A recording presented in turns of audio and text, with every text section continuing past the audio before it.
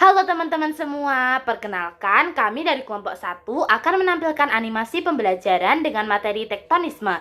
Sebelum itu, perkenankan kami untuk memperkenalkan diri kami masing-masing.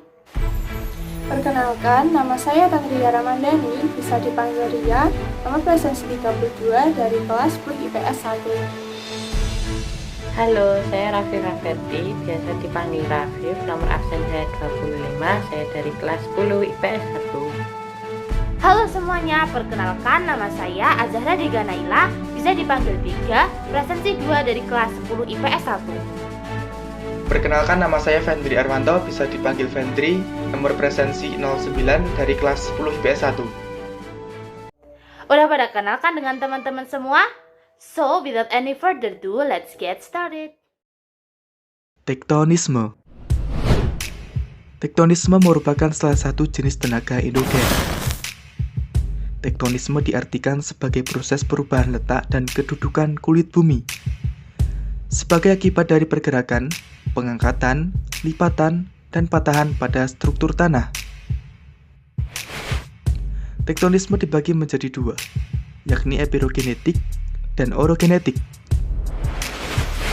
Yang pertama, epirogenetik, yaitu gerak yang terjadi pada lapisan kerak bumi yang relatif lambat atau perubahan bentuk daratan dengan arah vertikal ke atas ataupun ke bawah yang berlangsung lama dan mencakup wilayah yang luas, contohnya pada proses pembentukan pulau atau benua. Epirogenetik dibagi menjadi dua, yakni epirogenesa positif dan epirogenesa negatif. Epirogenesa positif adalah gerak turunnya daratan yang membuat laut terlihat bergerak seperti naik ke atas, contohnya pada Kepulauan Banda, Teluk Hudson, dan Laut Mati. Kemudian epirogenesa negatif adalah gerak naiknya daratan yang membuat air laut seolah-olah terlihat menyusut, contohnya pada pantai selatan timur, pantai Skandinavia, dan pantai Afrika Selatan. Kemudian orogenetik. Orogenetik adalah pergerakan lempeng tektonis yang sangat cepat dan meliputi wilayah yang sempit. Macam-macam orogenetik yaitu ada 3. 1. Lipatan atau kerutan. 2. Sesar atau patahan yang biasa disebut sebagai faults. Yang ketiga, retakan atau rekahan atau kekar yang biasa disebut sebagai join.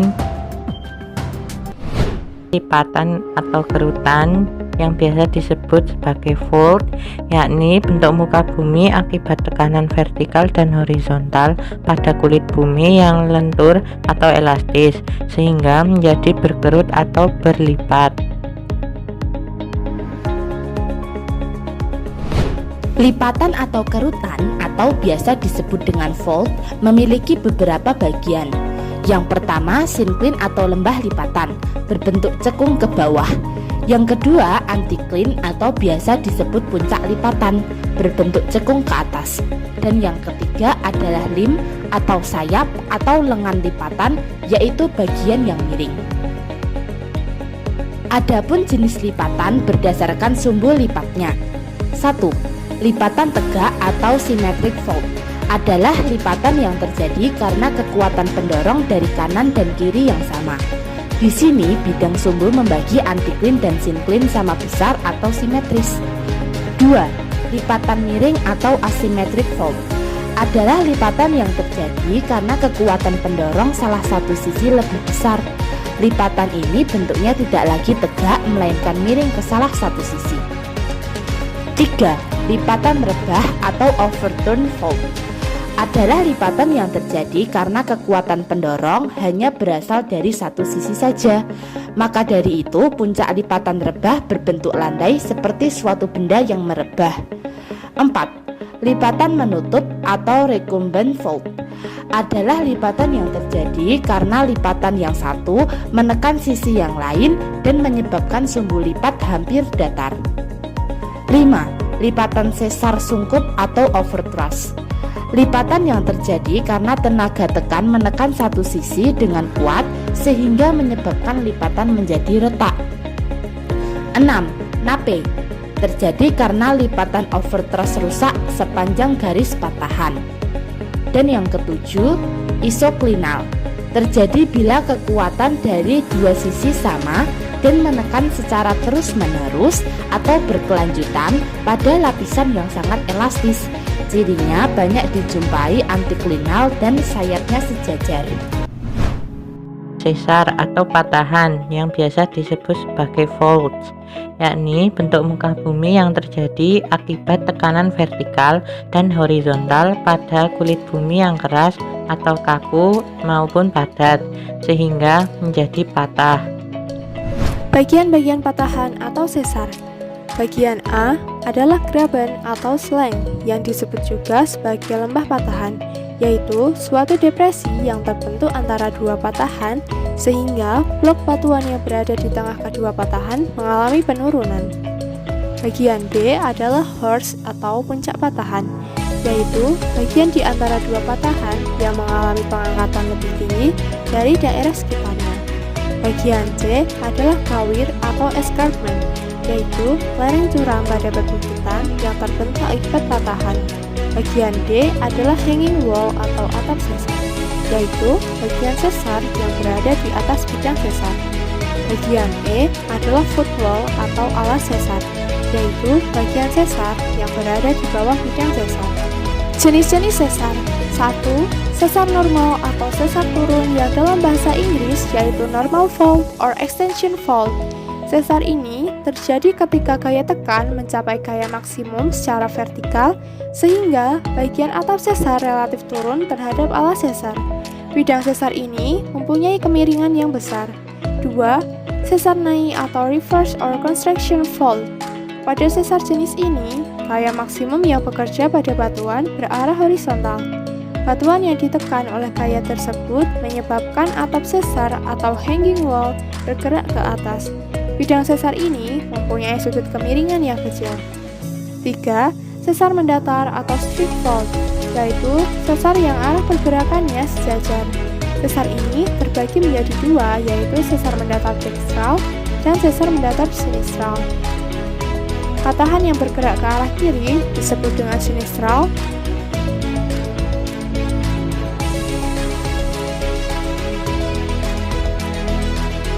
Sedangkan untuk patahan yang bergerak ke arah kanan disebut dengan dextral.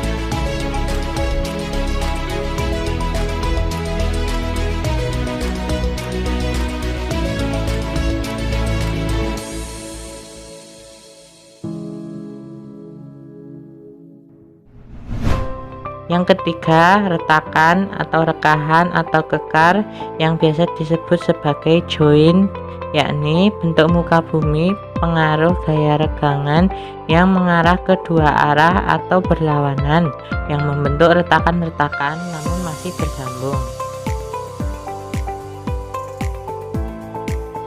Jenis-jenis retakan. 1. Kekar tari atau tension joint, yaitu retakan atau rekahan yang membentuk pola sejajar dengan arah gaya utama.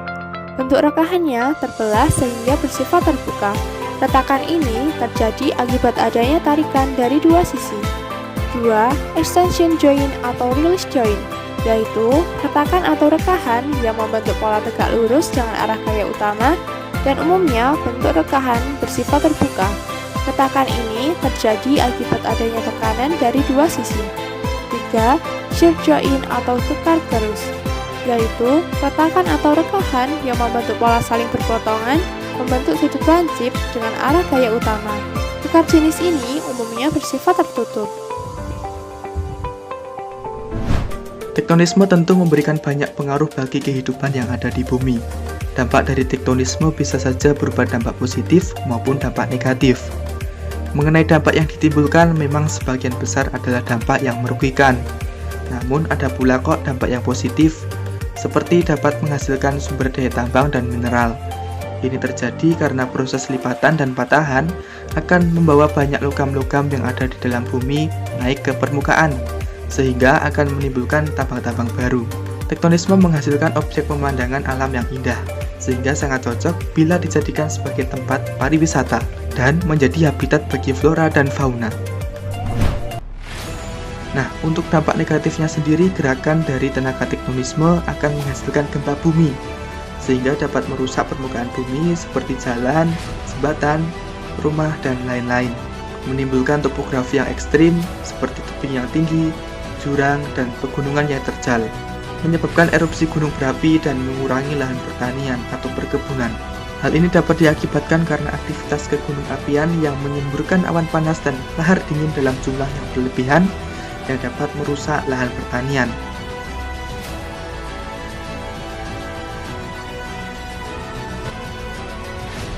Selain itu, aktivitas tektonisme juga menyebabkan daerah yang tadinya landai menjadi lebih curam, sehingga sangat sulit untuk ditanami sebagai lahan pertanian.